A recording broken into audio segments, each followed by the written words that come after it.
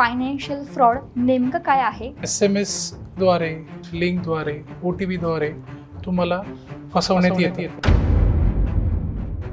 UPI transaction खरंच सुरक्षित आहेत का? UPI इज सेफ, पण टू सम एक्सटेंट कुठलेही थर्ड पार्टी बँकिंगची असेल ते तुम्हाला कॉल करत. पण सर्वसामान्य माणूस कुठल्या प्रकारच्या गुन्ह्यांना सर्वाधिक बळी पडतो? मेसेजेस आलेले आहेत, लिंक आलेले आहेत, मोबाईल नंबर जे व्हॉट्सॲप नंबर्स आहेत, सोनं गहाण ठेवून शेअर मार्केटमध्ये इन्व्हेस्ट करणे फार मोठी चूक आहे. फेक ॲप असतो जे फक्त तुम्हाला ॲपमध्ये त्याचे अकाउंट बॅलन्स असतो की बाबा मी इन्व्हेस्ट केलेले आहेत 5 लाख, त्याच्यामध्ये माझे डबल झाले 12 लाख 15 लाख, ते फक्त ॲपमध्ये दिसतं.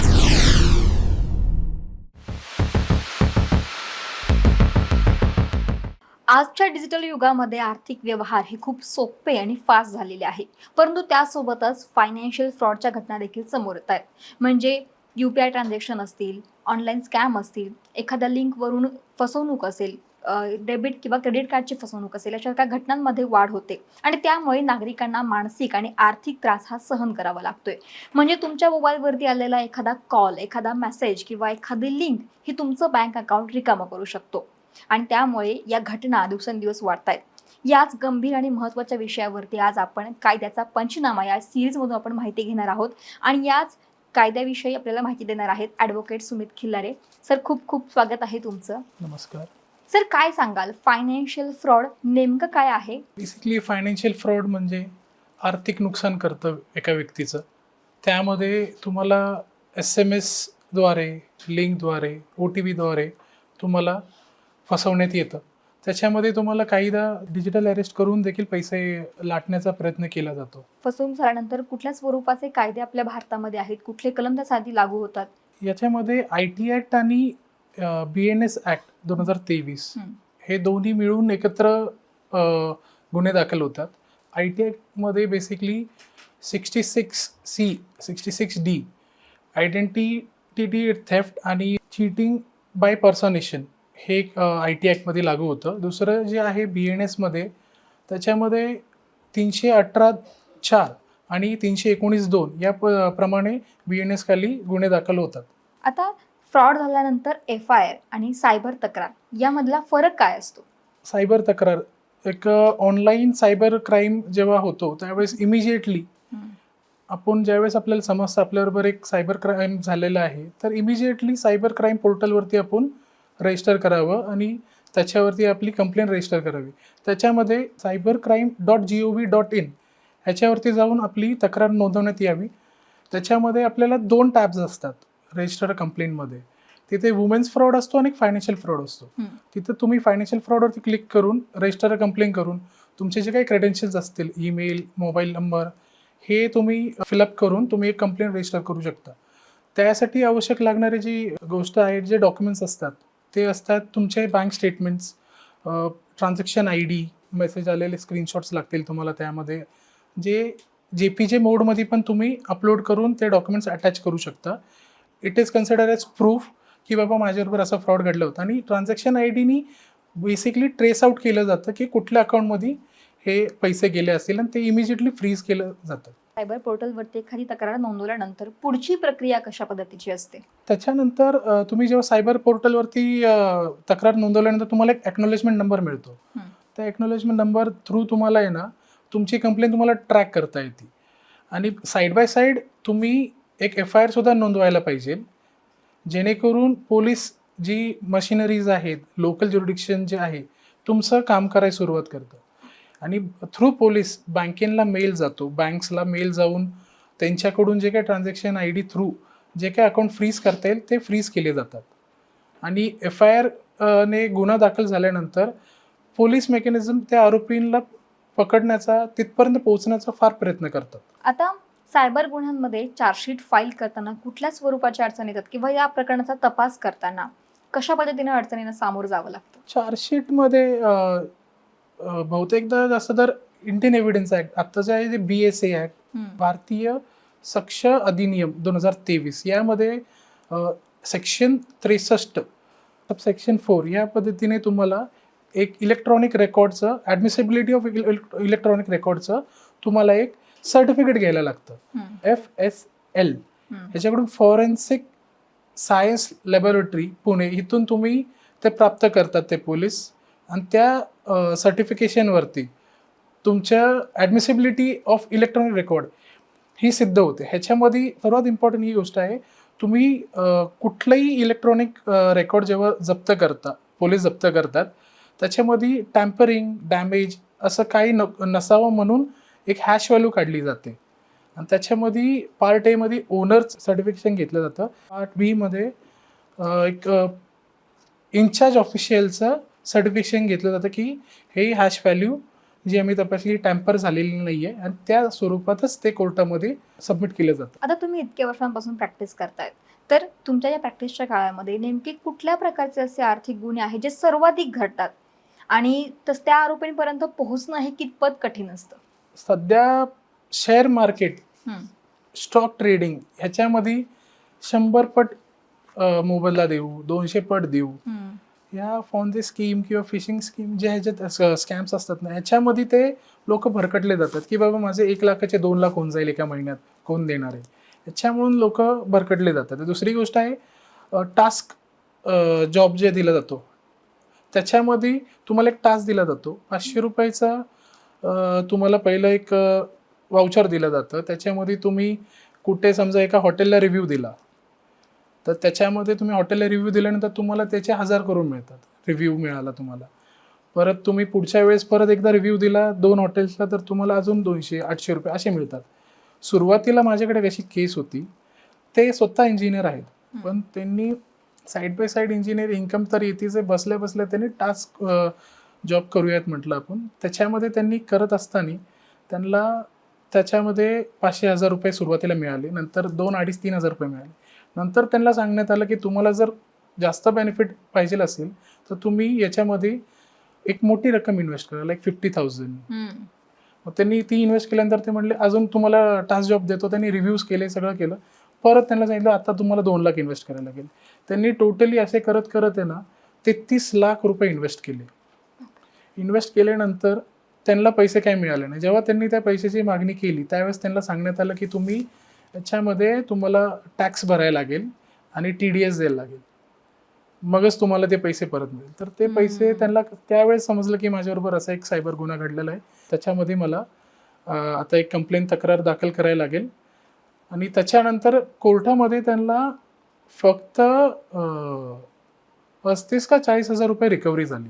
केस रजिस्टर व्हायला त्यावेळेस एवढं मेकॅनिझम नव्हतं 2021 मध्ये 22 मध्ये की केस प्रॉपरली रजिस्टर होऊन येण्यासाठी समोर 3 महिने जात होते.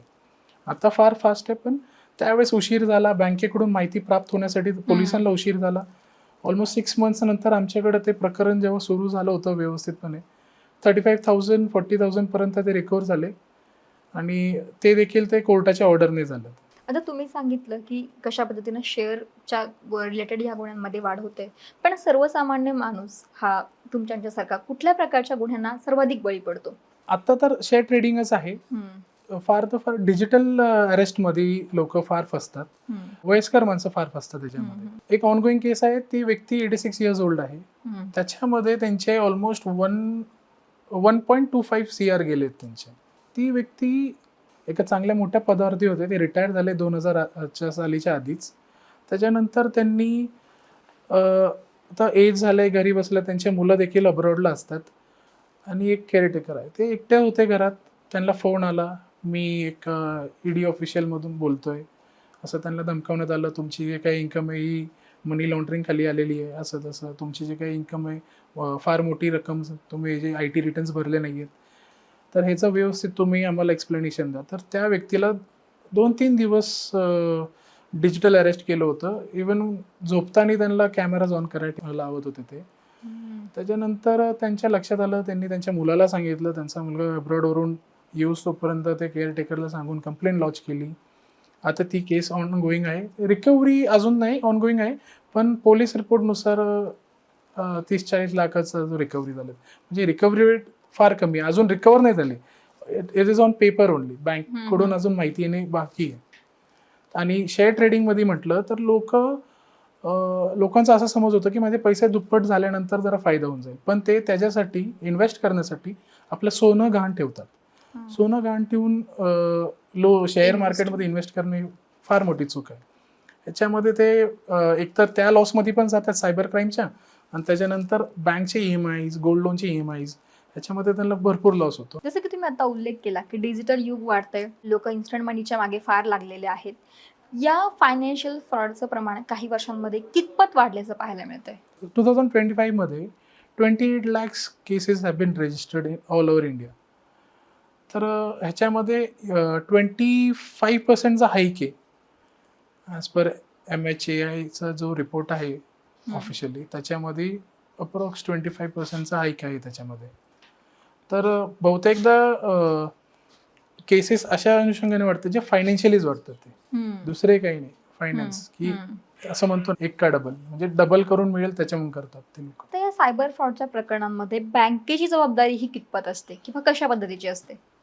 बँक लायबल नाही आहे असं बँक म्हणते. कस्टमर जर कस्टमरचं अकाउंट अनऑथराइजली यूज केलं असेल, आय मीन थर्ड पार्टी कोणी यूज केला असेल आणि त्याच्या ऑफिशियल ॲपमधून ते पैसे गेले असेल आणि त्यांनी कुठलंही नसेल, तर इमिजिएटली बँकला कळवून जर त्यांना हे झालं तर रिकवर करू शकते बँक. ह्याच्यामध्ये तुम्हाला आहे ना, फार तर फार तुम्हाला जे काय अमाऊंट आहे ते ट्रेस आउट करून तुम्हाला इन्फॉर्मेशन प्रोव्हाइड करू शकतात. त्यानंतर तुम्हाला जर ती अमाऊंट हवी असेल तर तुम्हाला कोर्टमध्येच येऊन तुम्हाला ती recovery procedure, that is return of property file करून तुम्हाला रिकवर करायला लागतील जे काय अमाऊंट. ते देखील एंडपर्यंत तीच रक्कम मिळेल अशी गॅरंटी नसते. बहुतेकदा जास्तही मिळू शकते, पण बऱ्याचदा कमीच असते अमाऊंट किंवा तीच असते अमाऊंट. आणि एक to add up one thing, एक MNGL फ्रॉड पण मध्ये चालू होता, MNGL गॅसचा फ्रॉड. तर माझे काही असे फ्रेंड्स होते फॅमिली सर्कलमध्येच, त्या लोकांनाही असे मेसेजेस आले होते, व्हॉट्सअप कॉल, इवन काही लोकांनी व्हिडिओ कॉल करायचा प्रयत्न केला आमच्या कलिगला, माझे सिनियर आहेत त्यांनाही. त्यांचा टाइम असतो 4 नंतर 6 नंतर त्यांचे कामं चालू होतात, जेणेकरून बँक त्यामध्ये इन्व्हॉल्व्ह होत नाही, त्यांच्याशी कॉन्टॅक्ट होत नाही बँकेशी. आणि सायबर क्राईम काय करतात, जेव्हा ट्रान्झॅक्शन झालं तर ते होल्ड करतं. पण ह्याच्यामध्ये बँकचे जे लिंकवरती क्लिक केलं, मोस्टली APK फ्रॉड असतो. लिंकवरती जर क्लिक केलं, APK जर उघडलं, आपण ओपन केलं, तर त्यामध्ये आपले जे डिटेल्स असतात, जीमेलवरून जे डिटेल्स प्राप्त होत आहेत, किंवा आपण काहीदा बँकचे डिटेल्स जीमेलला पासवर्ड म्हणून सेव्ह करतो, ते डिटेल्स जातात, आपले कॉन्टॅक्ट्स जातात. जेणेकरून जर त्याच्यावरती क्लिक केल्यानंतर आपले जे कॉन्टॅक्ट्स आहेत व्हॉट्सअपचे, त्यांना देखील ते सेंड केले जातात. आणि त्यांनी जर क्लिक केलं त्यांना अजून कस्टमर मिळतात, अजून त्यांना पैसे मिळतात, म्हणजे लोकांना लुटायचा वगैरे असा. आता एक चूक आणि आयुष्यभराची कमाई जी आहे ती गायब होते. अशा फ्रॉड्समध्ये पैसे परत मिळण्याचे चान्सेस किती असतात आणि त्याची प्रक्रिया ही कशा पद्धतीची असते? यामध्ये मोस्टली जे रिटायर पर्सन आहेत, ते गव्हर्नमेंट रिटायर म्हणा, प्रायव्हेट कुठून रिटायर झाले असेल बँकिंग सेक्टरमधून, ते यामध्ये भरकडले जातात. एक माझ्याकडे केस होती 2 वर्षापूर्वी, ती गव्हर्नमेंट सेक्टरमध्ये इलेक्ट्रिसिटी MSCB मध्ये होतं. ते त्यांचे 33 ते 34 लाख रुपये गेले होते. त्यांचे रिकवर झाले 5 लाख रुपीज. ते प्रोसिजर लवकर झाले होते, कारण की पोलीस मेकॅनिझम पण फास्ट झालं होतं त्याच्यामुळे. आणि ते रिकवर झाले जवळजवळ 5 लाख इमिजिएटली. जसे कोर्टाची ऑर्डर आली तर व्हेरी नेक्स्ट डे ओनली त्यांना ते पैसे खात्यावरती आले होते. सांगण्याचं तात्पर्य काय, तुम्ही 33 लाख गमावले, पण तुमचे जी आयुष्याची कमाई होती, FD म्हणा, तुमचं PPF म्हणा, तुमचे जे काही सेव्हिंग्स आहेत, ग्रॅच्युटी म्हणा, हे पेन्शन अकाउंट म्हणा, हे तुमचे जे सेव्हिंग्स असतात, जे तुम्हाला आफ्टर रिटायरमेंट युजफुल होतील, ते तुम्ही गमावून बसता. बहुतेकदा ह्याच्यातूनच म्हणजे आउट ऑफ महाराष्ट्र जरी म्हटलं, काही जे सिनियर ऑफिशियल्स आहेत ते देखील फसलेले आहेत. हरियाणामध्ये 1 कोटीचा स्कॅम झाला होता. त्यांना देखील 2 कपल्सला डिजिटल अरेस्ट केलं होतं आणि अबाव 1 crore त्यांचा स्कॅम झाला होता त्यांच्याबरोबर. त्याच्यामध्ये सुप्रीम कोर्टने पण पोलीस मेकॅनिझमवरती बोलले होते. नंतर ते लवकरात लवकर त्यांनी केस रजिस्टर केली आणि ते लवकरात लवकर पैसे प्राप्त होण्याचा मार्ग त्यांनी घेतला लवकरात लवकर पोलिसांनी. आता सायबर फ्रॉड नंतर सायबर पोर्टलवरती आपण तक्रार नोंदवू शकतो, पण त्यासोबतच एक नॅशनल हेल्पलाईन नंबर आहे 1930. या हेल्पलाईनवरती कॉल केल्यानंतर पुढची प्रक्रिया ही कशा पद्धतीची असते? 1930 वरती कॉल इमिजिएटली करायलाच हवा. त्याच्याबरोबर आपली जी काही तक्रार आहे ती त्यांना सांगावी. कशा पद्धतीचा फ्रॉड झालाय तुमच्याबरोबर, OTP फ्रॉड झालाय लिंकद्वारे, किंवा बहुतेकदा एक महिना चालूच असतं फ्रॉड.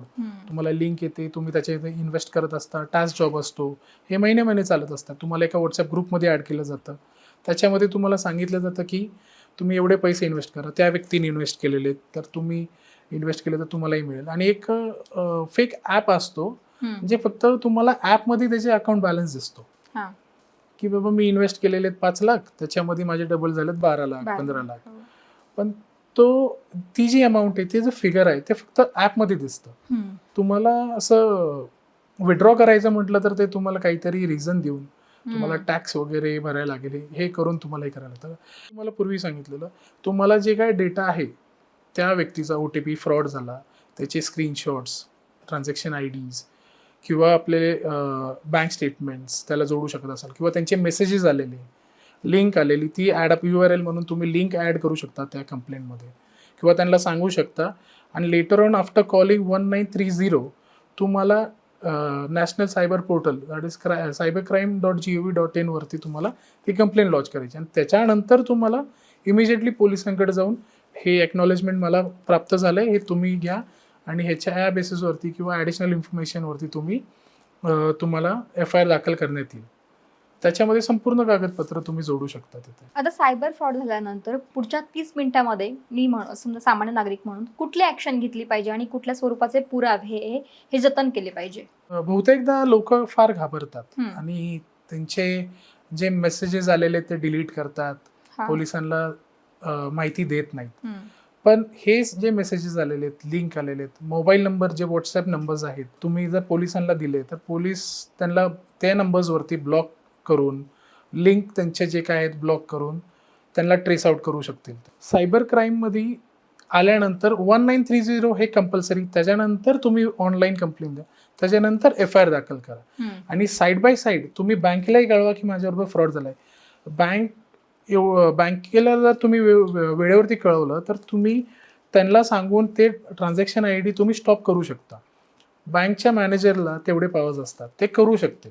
जर त्यांनी केलं आणि सायमल्टेनियसली तुमची पोलीस कंप्लेंट देखील आहे, तर तुम्ही फार तर फार अडकू नाही शकत.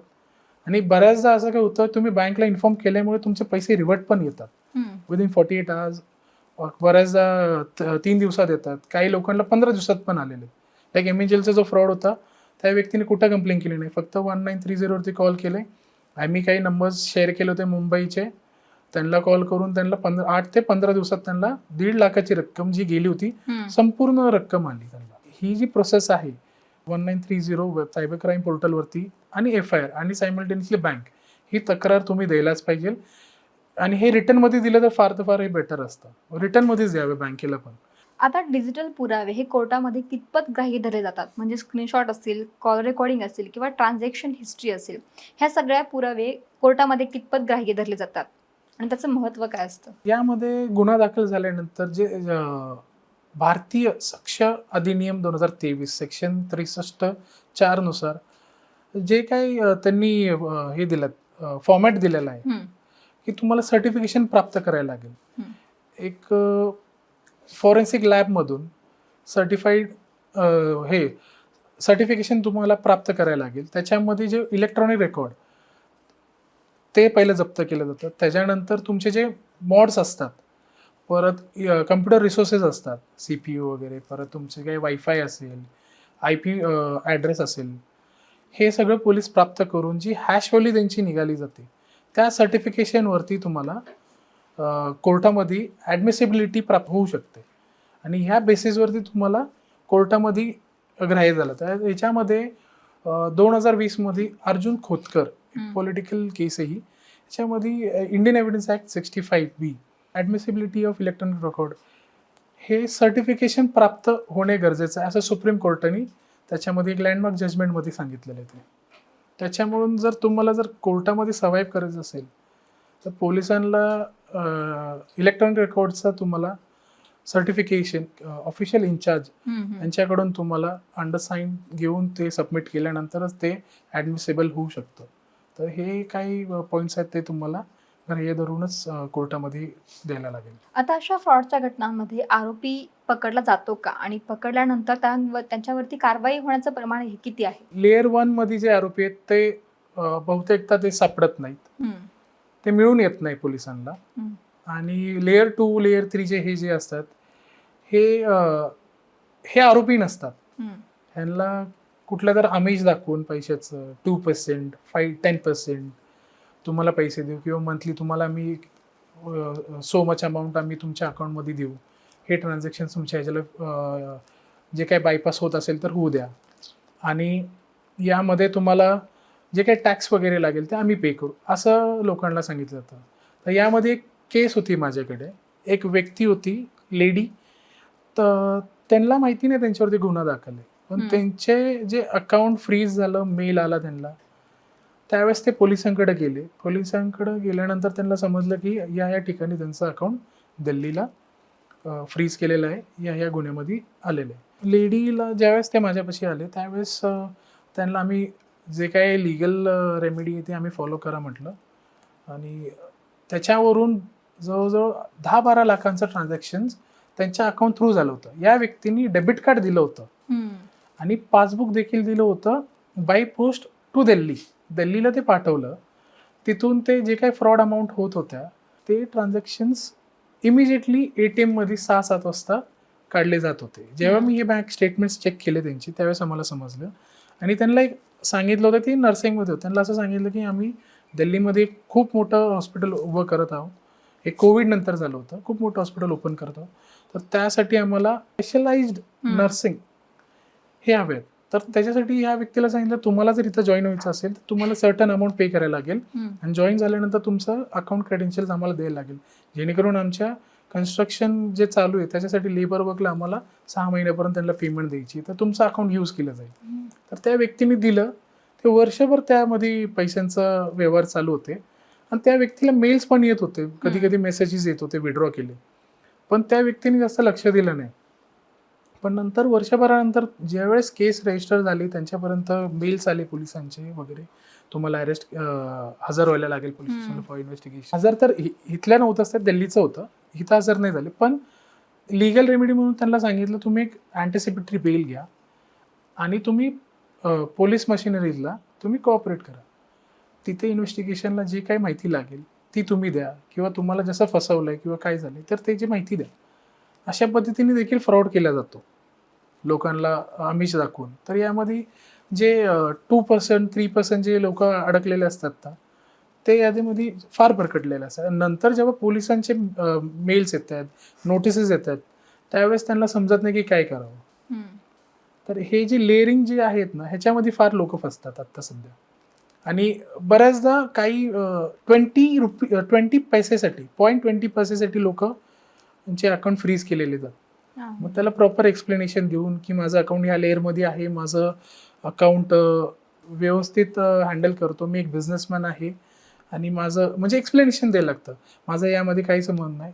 समोरचा व्यक्ती माझ्याकडून एक बॉक्स परचेस करून गेला, दॅट इज त्याचा मोबाईलचा शॉप होता, त्यांनी काही ते परचेस केलं होतं, त्यांनी त्यासाठी 80 रुपीज पे केले, पण त्यामधून 20 पैसे हे डिस्प्युटेड अमाऊंट होतं, त्याच्यामुळे त्या बिझनेसमॅनचं पूर्ण अकाउंट फ्रीज केलं होतं.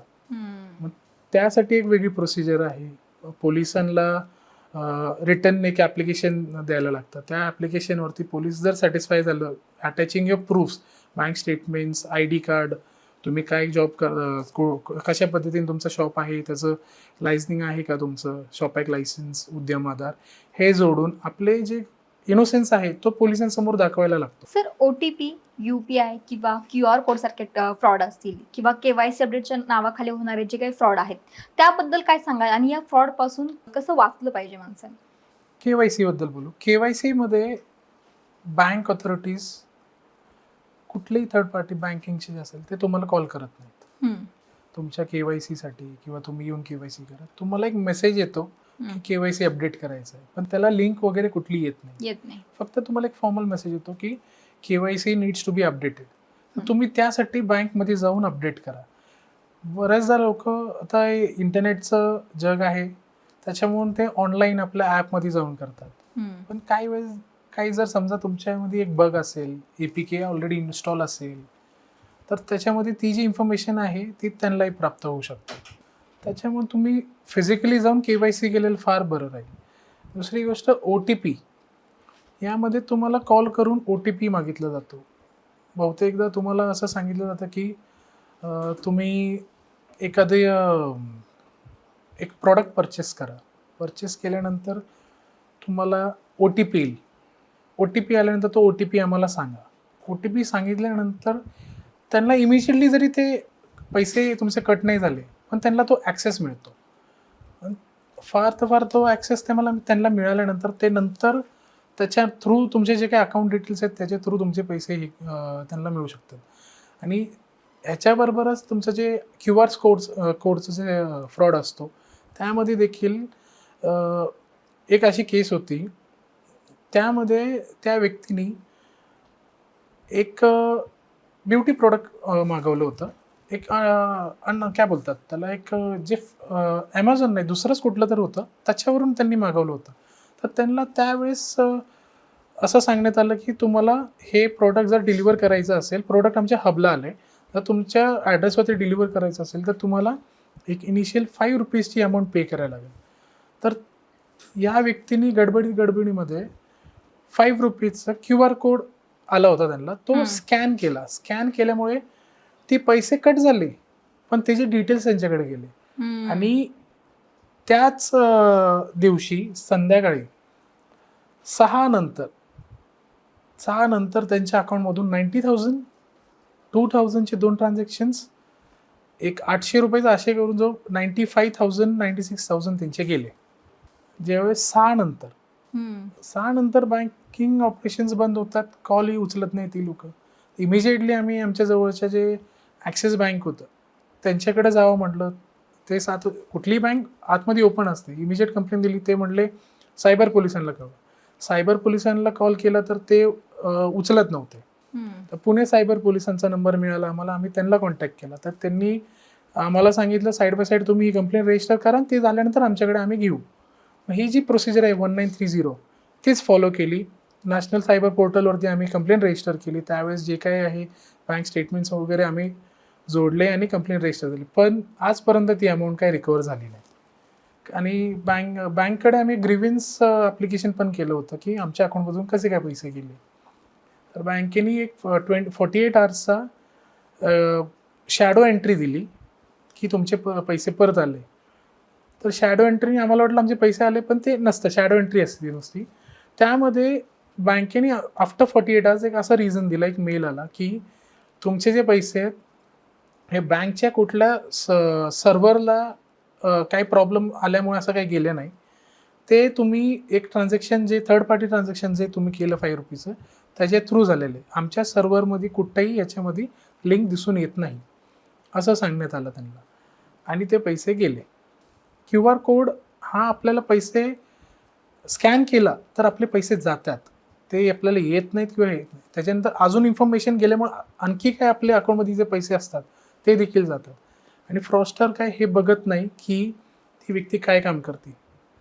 ती धुणं भांडी करणारी काम जरी असेल, एक मेड असेल, त्यांचे देखील पैसे जातात. त्यांची जी कमाई असते ₹30,000 म्हणा सेव्हिंग्स केलेली, ती देखील जाते.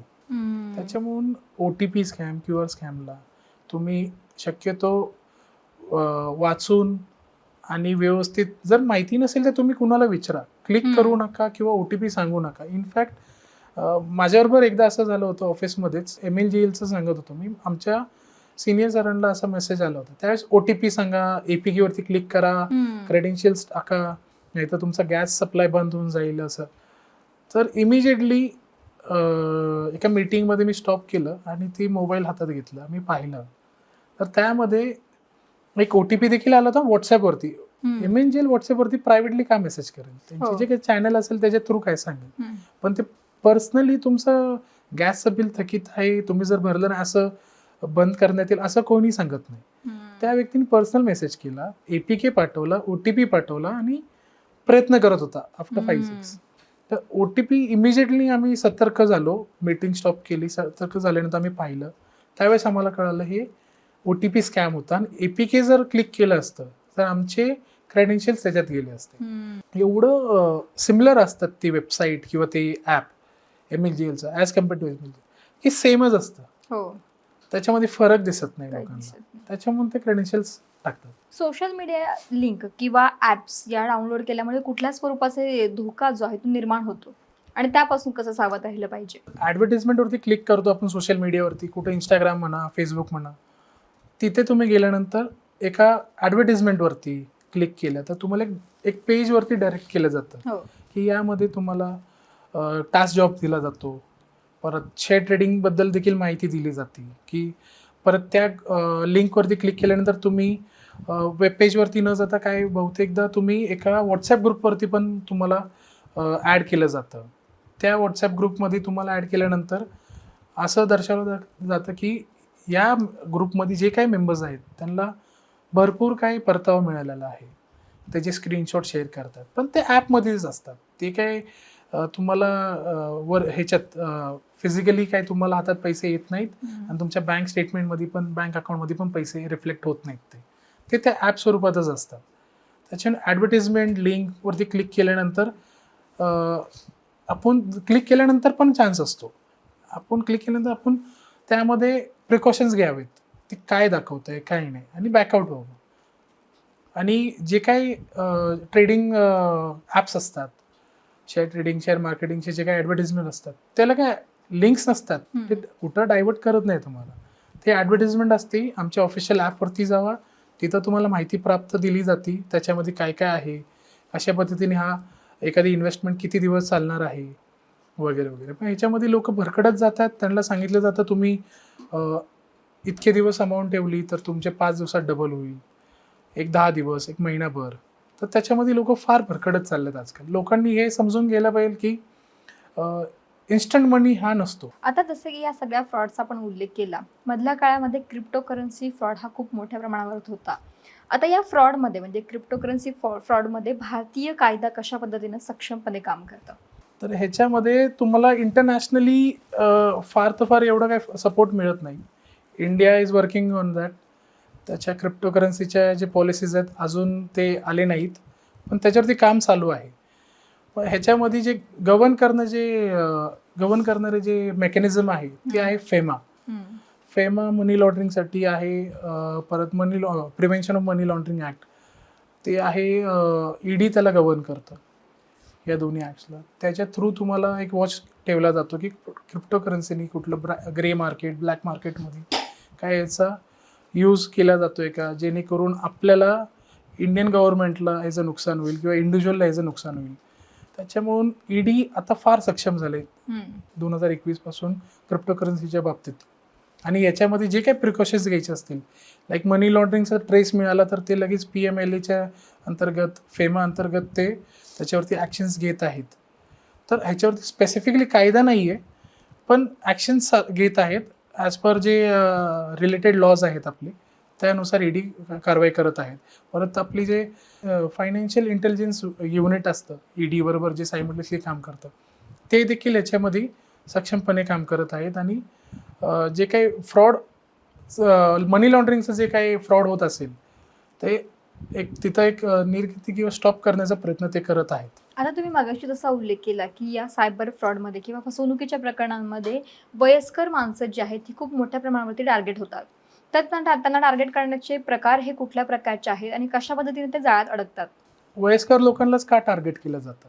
बहुतेकदा बॅलन्स असतो, रिटायर झालेले असतात, काही काम नसतं, चिडचिडपणा जास्त वाढलेला असतो. दुसरी गोष्ट, त्याच्यामध्ये पैसे आपल्या अकाउंटमध्ये ठेवण्यापेक्षा कुठंतरी इन्व्हेस्ट करू, FDजमध्ये ते पैसे इन्व्हेस्ट केले जातात. आणि बहुतेकदा डिजिटल अरेस्ट ह्याचा जो इन्फ्लुएन्स आहे हा बेसिकली ओल्ड एज पीपल, जे वृद्ध माणसं आहेत त्यांच्यावरतीच केला जातो. त्याच्यामध्ये डिजिटल अरेस्टमध्ये इंडियामध्येच मोठी खूप मोठी केस आहे वर्धमान ग्रुप्सची. JP ओसवाल त्यांची ती केस होती. ते 85 इयर्सचे आहेत, वर्धमान ग्रुपचे ते चेअरमॅन होते. त्यांचा देखील डिजिटल अरेस्ट केला. Honourable chief justice of India DY Chandrachud Saheb त्यांच्या डीप फेक करून त्यांना असं दाखवलं की तुमची हिअरिंग चालू आहे सुप्रीम कोर्टमध्ये आणि तुम्ही ह्याच्यामध्ये मनी लॉन्ड्रिंगच्या केसमध्ये तुम्ही सापडला आहात, अडकला आहात, तर ही हिअरिंग जी चालू आहे ही ह्याच्यामध्ये तुम्ही अटेंड राहिलं पाहिजे. आणि त्यांना एवढं देखील सांगितलं होतं इवन तुम्ही झोपताना देखील तुमचा कॅमेरा ऑन पाहिजे. पण त्यांनी ती 2 दिवसात कंप्लेंट केली. ऑलमोस्ट त्यांचे 7 कोटी त्यांचे गेले होते. त्याच्यामध्ये त्यांना विदिन 48 आवर्स पोलिसांनी ॲक्शन घेऊन 5,25,00,000 त्यांचे रिकवर करण्यात आली. सर्वात मोठी इंडिव्हिज्युअल एका पर्सनची जी विक्टिम आहे सर्वात मोठी रिकव्हरी होती त्यावेळेस. तर परत आणखी एक तुम्हाला मी मगाशी उदाहरण दिलं 86 इयर्स ओल्डचे होते ते. परत एक मॅरिड कपल होतं हरियाणाचं. त्यांनी देखील 1 CRचा त्यांच्याबरोबर डिजिटल अरेस्टचा फ्रॉड झाला. त्यांना सांगण्यात आलं तुमच्या अकाउंटमध्ये 1100 कोटी अशी रक्कम आलेली आहे, मनी लॉन्ड्रिंगच्या ह्याच्यात येतं, तर तुम्हाला ह्याच्यामध्ये इन्व्हेस्टिगेशनला यायला लागेल. इवन पुण्यामध्ये डिजिटल अरेस्टला बाणेरमध्ये लोक अशा एक व्यक्ती डिजिटल अरेस्ट झाली होती. त्यांनी इमिजिएटली पोलिसांना कॉल केला. इवन पोलीस समोर गेले तर जे काही आरोपी असेल किंवा समोरचा व्यक्ती असेल, पोलीस आल्यानंतर सुद्धा ते म्हटले हे कुणाला घेऊन आला असतो, मग यांचा डरता नाही, आणि तो कॉल कट केला. केसेस येत आहेत समोर की डिजिटल अरेस्टनेच आणि एक वृद्ध लोकांना डिजिटल अरेस्टनेच त्यांना टार्गेट केलं जातं. आणि शेअर ट्रेडिंगला फार तर फार मोजके लोक जातात, पण वृद्ध माणसं डिजिटल अरेस्टने घाबरतात. आपल्या इज्जतीला, सोसायटीमध्ये जो आपला मानपान आहे हा कमी होऊ शकतो, त्याच्यामुळे ते घाबरतात आणि त्याला बळी पडतात डिजिटल अरेस्टमध्ये. आता जसं की डिजिटल युग वाढते, आम्ही सर्वजण कॅश ठेवणं कमी केले, आपण UPI व्यवहार करतोय. UPI ट्रान्झॅक्शन खरंच सुरक्षित आहेत का? NPCIनी जे UPI गाईडलाईन्स दिल्यात त्याप्रमाणे इंडियाचे जे आहेत ते सुरक्षित आहे UPI. पण जर तुम्हाला एखादं लिंक आली असेल आणि त्या थ्रू तुम्ही जर पेमेंट करत असाल किंवा एक QR आला असेल, तर तुम्हाला तो धोका निर्माण होऊ शकतो की बहुतेकदा जर अननोन पर्सननी तुम्हाला लिंक शेअर केली असेल किंवा एक QR दिला असेल, तर त्याच्यावरती स्कॅन करणे, पेमेंट करणे टाळावं. एक रिसेंट केस होती बाणेरचीच. एका व्यक्तीला जो फ्रॉड करण्याचा प्रयत्न चालू होता, तर एका व्यक्तीने जेजुरीला जाऊन आपल्या इथे पुण्याच्या जवळ एका मोबाईल स्टोअरवाल्याला मला कॅश हवेत, तुम्ही देऊ शकता का अशी विनंती केली. मी पुण्यावरून आलो आहे. तर त्या विनंतीला तो बळी पडला आणि त्यांनी 25,000 रुपये ट्रान्सफर केले. पण त्या व्यक्तीने नाही, जो इथं विक्टिम बाणेरमध्ये बसून होता त्यांनी QR पाठवला ह्या व्यक्तीचा, मोबाईल शॉपवाल्याचा. त्यांनी त्याला पाठवले 25,000 आणि मोबाईल शॉपवाल्याने कॅशमध्ये त्याला पैसे दिले 25,000. त्याच्यामध्ये काही रिसीट नाही किंवा मी एका ह्याच्यामुळून देतोय असं काही लिहून घेतलं नाही किंवा बुक एंट्री केली नाही त्या व्यक्तींनी. आणि त्याच्यानंतर त्या व्यक्तीचं अकाउंट फर्स्ट लेअरमध्ये अडकलं आणि तो गुन्हा देखील दाखल झाला होता बाणेरमध्ये. आणि त्यानंतर त्या व्यक्तीवरती सायमल्टेनियसली जी काही कारवाई चालू असेल, त्याच्यामुळून जे तुम्हाला QR दिले जातील तर ते म्हणजे तुम्ही व्हेरीफाय करून त्याच्यावरती पेमेंट्स करायला पाहिजे. आणि UPIचं म्हटलं तर UPI इज सेफ, पण टू सम एक्सटेंट तुम्ही काही प्रिकॉशन्स घ्यायला पाहिजे. त्याच्यामध्ये प्रिकॉशन्स घेऊन पेमेंट केले तर तुम्हाला काही त्रास होणार नाही. इवन बँक सपोर्ट करतं UPI ट्रान्झॅक्शन्समध्ये काय असेल तर. पण जर तुम्हाला थर्ड पार्टी कोणी पाठवलं असेल अननोईंग पर्सननी, तर तुम्ही त्यामध्ये जर अडकला तर अडकूनच राहणार. नोटिफिकेशनच्या माध्यमातून बहुतेकदा तुम्हाला कुपन्स, रिवॉर्ड याच्यावरती तुम्हाला मेसेज येतो, ॲपमध्ये नाही पण बाहेर मेसेज येतो तुम्हाला कुपन मिळाल, पण ते क्लिक केल्यानंतर देखील तुमचे पैसे कट होऊ शकतात. माझ्याकडे एक रिसेंटली केस आहे, ती अशी की एक महिलेला FD करायची असते. ती बँकेची कॉन्टॅक्ट करते की मला FD करायची आहे. बँकेमधलाच बसलेला एक कर्मचारी काही तुटक-मुटक माहिती देऊन त्यांना FDच्या ऐवजी त्यांचे पैसे हे पॉलिसीमध्ये इन्व्हेस्ट करते. त्या महिलेला वाटतं की माझे पैसे हे FDमध्ये इन्व्हेस्ट होत आहेत, पण जेव्हा मेसेजेस पडतात किंवा मेल यायला सुरुवात केली तेव्हा कळतं की FDमध्ये नाही तर हे पैसे पॉलिसीमध्ये इन्व्हेस्ट केलेले आहेत. ती फॉलोअप घेते, बँकेकडे वगैरे जाते. नंतर त्यांचं ते FDची पॉलिसी बंद करण्याची प्रक्रिया वगैरे बँकेतून केली जाते. परंतु बँकेमध्ये बसून अशा प्रकारचे फ्रॉड जे आहे ते समोर येत आहेत. आणि ती महिला जेव्हा त्या पॉलिसीच्या ऑफिसमध्ये गेली तेव्हा समजलं की आपण एकटेच नाही तर असे बरेच जण आहेत की त्या गोष्टीला बळी पडलेले आहेत. अशा प्रकरणामध्ये बँक सुद्धा तितकीच दोषी असते का? बँकेमध्ये जो व्यवहार केला जातो हे बँकचे एम्प्लॉईज असतात ते हम्म. थर्ड पार्टी जरी असेल तर दे आर रिस्पॉन्सिबल, कारण की हम्म. तुम्ही त्यांना एक जागा देता हम्म. बसायला, कस्टमरशी इंटरॅक्ट करायला, माहिती प्राप्त देण्यासाठी त्यांना. कस्टमरला ती माहिती प्राप्त झाल्यानंतर कस्टमर त्याच्यावरती विचार करून त्या पॉलिसी म्हणा, FD म्हणा, त्याच्यावरती ते इन्व्हेस्ट करतात. पण जर ह्याच्यामध्ये बँकिंग रेग्युलेशन दोषी ठरू शकते, हम्म. कारण की IRDA प्रमाणे आपण याच्यामध्ये आहे ना बँकेला दोषी ठरू शकतो चीटिंगद्वारे, हम्म. कारण की थर्ड पार्टी तुम्हीच तिथं नेमवलंय तिथे. हम्म. नेमवल्यानंतर हे तुमची जबाबदारी की तो काय काम करतोय तिथं. हम्म. जर एखादी व्यक्ती FD ओपन करण्यासाठी आली असेल तर तिथे FDच ओपन व्हायला पाहिजे, पॉलिसी नाही. आणि पॉलिसीमध्ये आपले पैसे जातात, हम्म. इन्व्हेस्ट करत असतो आणि त्याच्यामध्ये रिटर्न लवकर काय मिळत नाही मिळत आपल्याला. नाही. एवढे पैसे गुंतवलेत, इन्व्हेस्ट केलेले आहेत पॉलिसीमध्ये, आणि नंतर आपल्याला समजतं की हे माझे पैसे निष्पाप गेलेले आहेत आणि FD मध्ये एवढे टाकले असते एवढे मिळाले असते असं लोकांना वाटतं. पण ह्याच्यामध्ये जी बँक जबाबदार आहे ती त्यांनाच जबाबदार ठेवू शकतो आपण. चीटिंग हम्म. 420च्या गुन्ह्याखाली 318 प्रमाणे BNSC याच्यामध्ये आपण त्यांना ठरवू शकतो. परत तुम्हाला जर असं काय आलं असेल तर लेखी तक्रार एक ॲप्लिकेशन करा बँक मॅनेजरला. मॅनेजरने ग्रीव्हन्स घेतलं नसेल तर बँकेसाठी ओम्बड्समन, RBIचे रूल्स अँड रेग्युलेशन्स खाली ओम्बड्समनला तुम्ही कंप्लेंट दाखल करू शकता. विदिन 90 डेज तुम्हाला त्याचं रिव्हर्ट बॅक येतो, हो. त्याच्यावरती तुम्हाला न्याय मिळू शकतो. आणि जर कुठल्या एखाद्या बँकेने केलं असेल तर तुम्ही कंप्लेंटच दाखल केलेली बरं आहे, हम्म. कारण की ते पैसे आणि ती वेळ तुम्हाला परत मिळत नाही. आता आजकाल ऑनलाईन शॉपिंग किंवा जे काही इन्व्हेस्टमेंट ॲप्स आहेत त्याचाही फ्रॉड खूप मोठ्या प्रमाणावरती वाढते. तर अशा ऑनलाईन शॉपिंग किंवा जे काही फ्रॉड घडतात त्याच्यापासून कशा पद्धतीने सावध राहिलं पाहिजे? म्हणजे जसं की तुम्हाला सांगते, इंस्टाग्रामवरती खूप साऱ्या ॲड्स असतात पण ते अकाउंटसुद्धा फेक असतात. पण त्याच्यावरती पूर्ण तो जे पेज आहे ते प्रोफेशनली तयार केलेलं असतं. बऱ्याचदा आपण ती वस्तू घेतो, विकत घेतो, मग ते कॅश ऑन डिलिव्हरीला ॲक्सेप्ट करत नाही, आपण ऑनलाईन ट्रान्झॅक्शन करतो. परंतु त्यानंतर जी वस्तू आपण ऑर्डर केलेली असते ती येत नाही, त्याच्याऐवजी दुसरीच साधीशी काहीतरी वस्तू येते.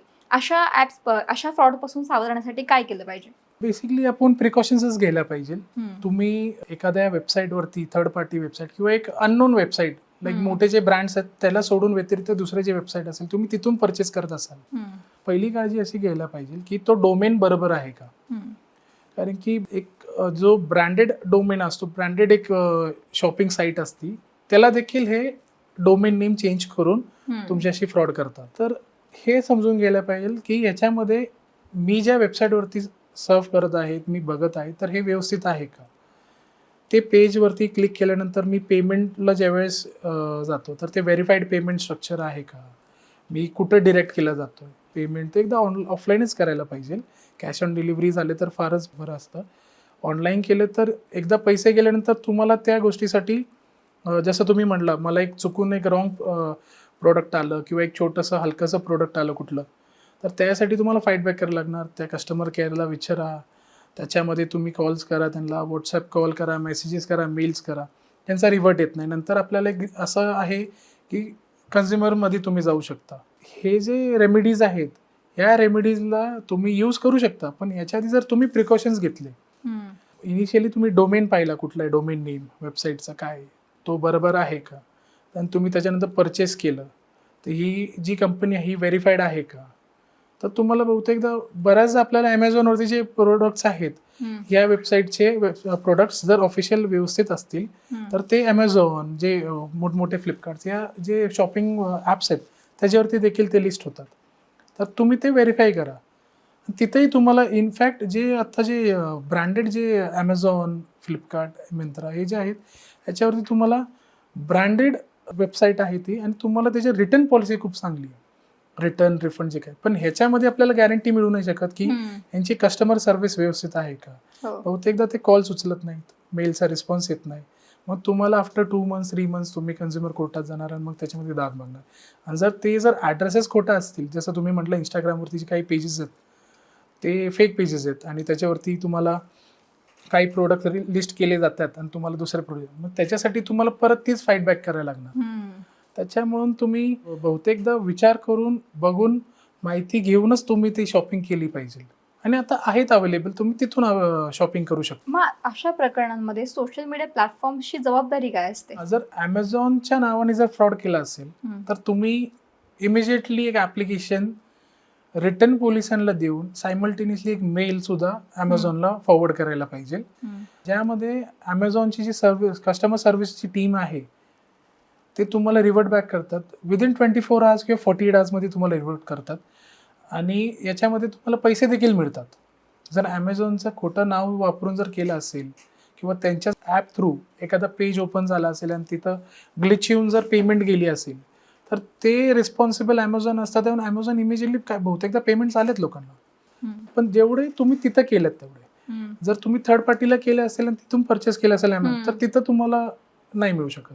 म्हणजे हे रिसेंट ॲमेझॉनचं एक उदाहरण होतं, त्याच्यामध्ये पैसे मिळालेत त्यांना, त्या लोकांना.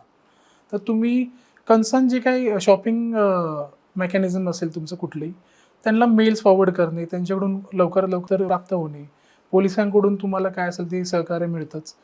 आणि ऑनलाईन जर तुमचं झालंच असेल तर तुम्ही जे काही नॅशनल सायबर पोर्टलवरती कंप्लेंट रजिस्टर केली त्यांचा ग्रीव्हन्स लवकर घेतला जातो आणि तुम्हाला ती जे काही इश्यू आहे ते सॉल्व्ह केला जातो. पब्लिक वायफाय वापरणं धोकादायक ठरू शकतं का? Public yes, wifi public wifi तुम्ही यूज करू शकता, पण त्याच्यावरून फायनान्शियल पेमेंट्स बहुतेकदा तुम्ही टाळावेत. काही सर्व्हर्स हॅक झाले असतील तर तुमचे वायफाय जो इनपुट केला असतो त्याच्यामध्ये तुमचंही जे काही डिटेल्स आहेत ते हॅक होऊ शकतात.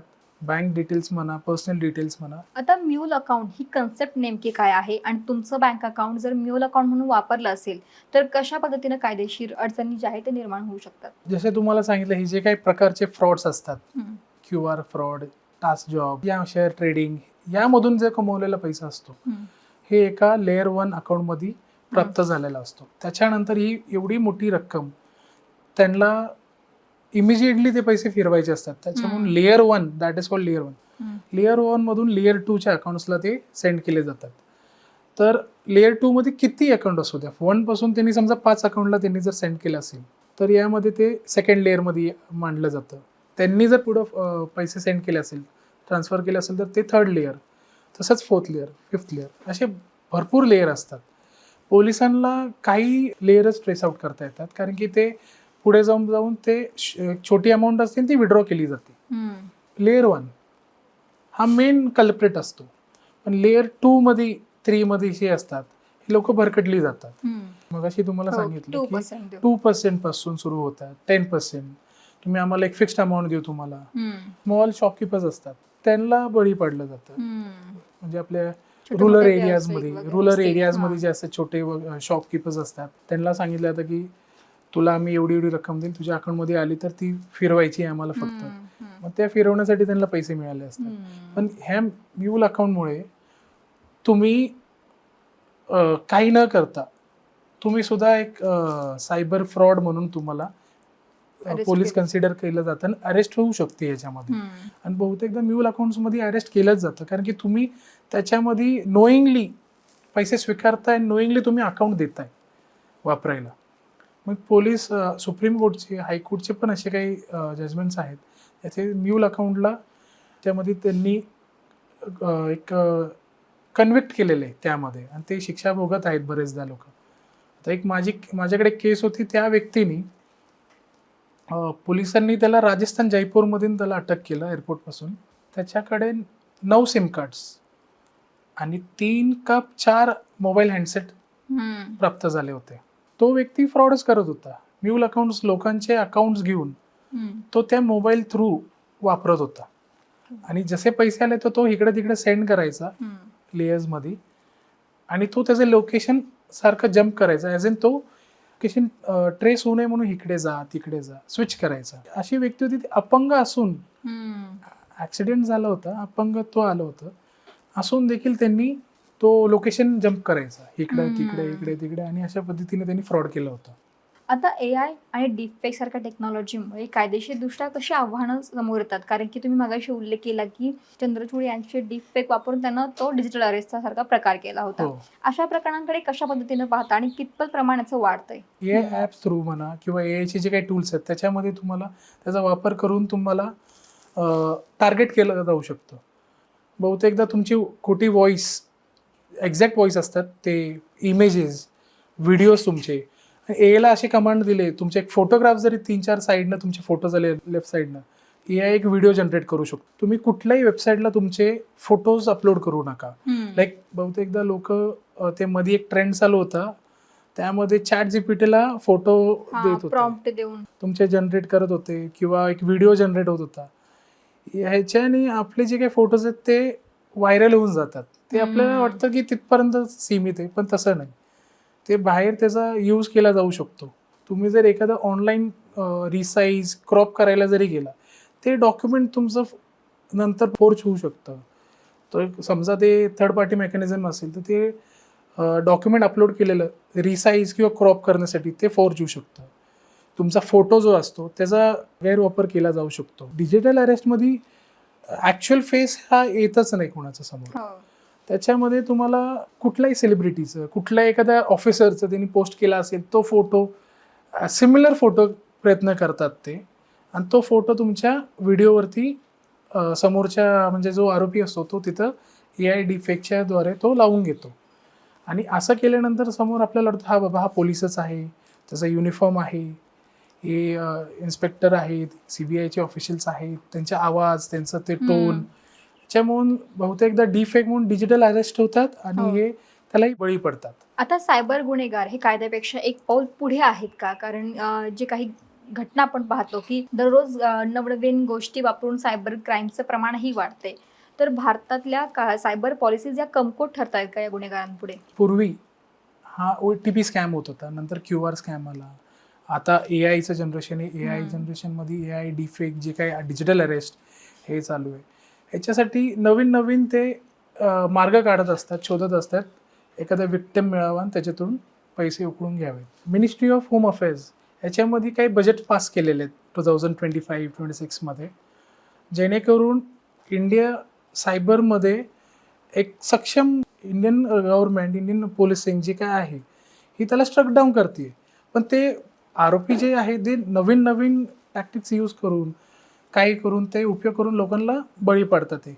आता याच्यामध्ये तुम्ही जर पाहिलं, गव्हर्नमेंटनी Xवरती, ट्विटर त्याच्यावरती सायबर दोस्त म्हणून, परत इंस्टाग्राम हँडल्सवरती, फेसबुकवरती असे सायबर दोस्त म्हणून एक पेजेस ओपन केल्यात. त्यामध्ये तुम्हाला असं सांगण्यात येतं की हा नवीन फ्रॉड आहे, ह्याच्यामध्ये ही माहिती प्राप्त दिली जाते. म्हणजे तुम्हाला अलर्ट केलं जातं, अवेअरनेस पसरवली जाते, त्याच्यामध्ये तुम्हाला अवेअर केलं जातं आहे. पण लोकांना ते माहितीच नाही की सायबर दोस्त हा पेज फॉलो करावा किंवा आहे. हे जर आपण फॉलो केलं तर आपले जे काही डे टू डे जे काही क्राईम्स घडतात त्याचा अपडेट आपल्याला मिळत जाईल. आणि लोकांमध्ये अवेअरनेस आलं तर लोकही डिजिटल अवेअर झाल्यानंतर त्याच्यावरती एक निर्णय घेऊन स्टॉप करू शकतात की बाबा मी ह्याला बळी पडू शकतो.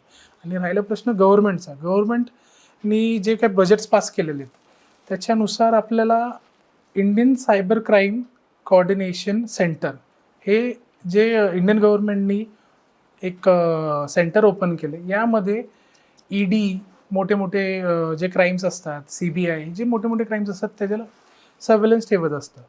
त्याच्यामध्ये कुठले पैसे कुठं चालले ट्रेस आउट केले जातात. ह्यामध्ये बँक ऑफिशियल्स आणि पोलीस मेकॅनिझमला परमिशन दिली जाते हे यूज करण्यासाठी, आणि ह्याच्या थ्रू तुमची ट्रेसिंग केली जाते. त्याच्यामुळून इंडिया सक्षम होत आहे याच्यामध्ये की जे काही सायबर अटॅक्स होत आहेत इंडियावरती, इंडिव्हिज्युअल्सवरती, त्याला स्ट्रक डाऊन करण्यासाठी वेळोवेळी ते प्रयत्न करत आहेत. शेवटचा प्रश्न की सामान्य नागरिक म्हणून डिजिटल सिक्युरिटीसाठी कुठले गोल्डन रूल्स हे पाळले पाहिजे? थोडं सोशली अवेअरनेस असायला पाहिजे. OTP स्कॅम जे काय आहेत आता जे चालू आहेत, share trading scam, QR scam, ह्याच्यापासून तुम्ही थोडंसं सतर्क राहायला पाहिजे. आणि जर तुम्हाला शेअर ट्रेडिंग करायची असेल तर आहेत असे काही ॲप्स, बँकच्या वेबसाईट्स आहेत, त्याच्या थ्रू तुम्ही शेअर ट्रेडिंग करू शकता. त्याच्यामध्ये प्रॉफिट तुम्ही मिळवू शकता, म्युच्युअल फंड्स जे काय असेल ते. पण तुम्ही जर 100% 200% मोबदल्याच्या ह्याच्यावरती जर तुम्ही लक्ष देऊन जर तुम्ही इन्व्हेस्ट करत असाल तर तुम्ही सायबर विक्टिम त्याच्यामध्ये तुम्ही बळी पडू शकता. अर्थात जर सायबर गुन्हेगार हे एक पाऊल पुढे जरी असले तरी माहितीच्या आधारे आणि कायद्याच्या मदतीनं आपण अशा घटनांना आळा घालू शकतो. आणि या सायबर फ्रॉड विषयी आपल्याला खिल्लारे सरांनी खूप चांगली माहिती दिली. सर, खूप खूप धन्यवाद तुमचं. आणि अशाच कायदेशीर माहितीसाठी पाहत राहा सकाळ.